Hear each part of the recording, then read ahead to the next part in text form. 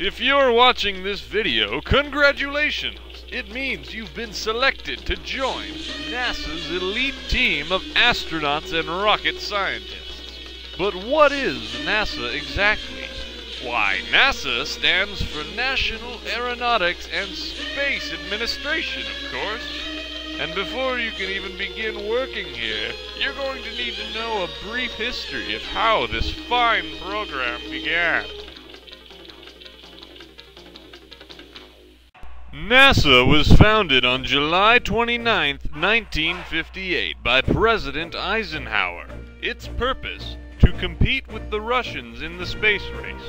This race for space began in 1957, a year before NASA was created, when the Soviet Union became the first country to successfully launch a satellite into space.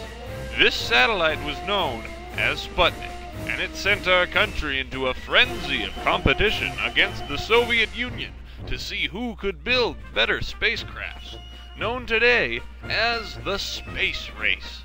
But before NASA existed, the U.S. had no proper space programs, and groups like the U.S. Navy attempted to make rockets and satellites.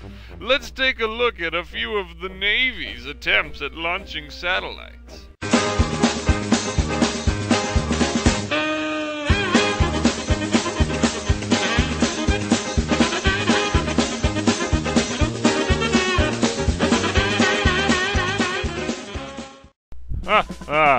Better luck next time, sailors.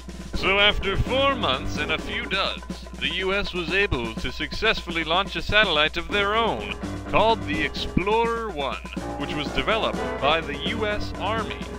Now, good old President Eisenhower knew that the United States was never going to be able to get ahead of the Russians if they were building rockets with programs like the Army and the Navy. What we needed was a proper space program, and thus, NASA was born. Now that you know about the history of NASA, you might be wondering, what makes NASA so great?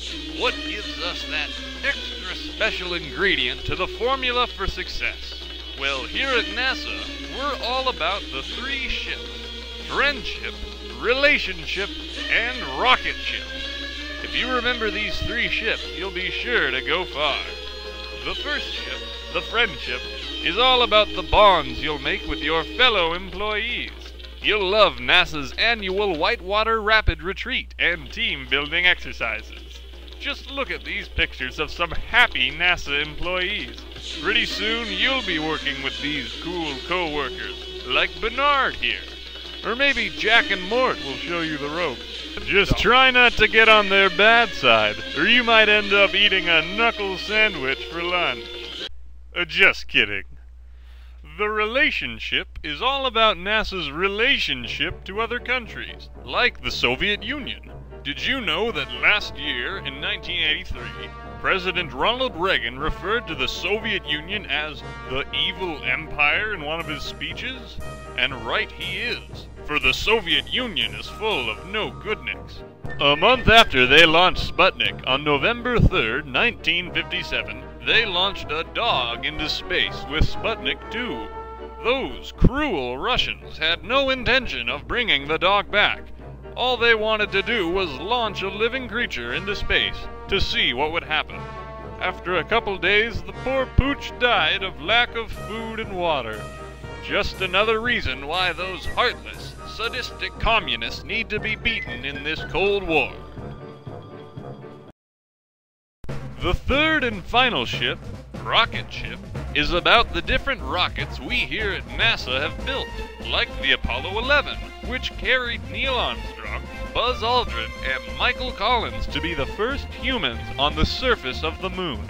And who could forget the Pioneer 10, which was the first spacecraft to make direct observations of Jupiter and to leave our solar system.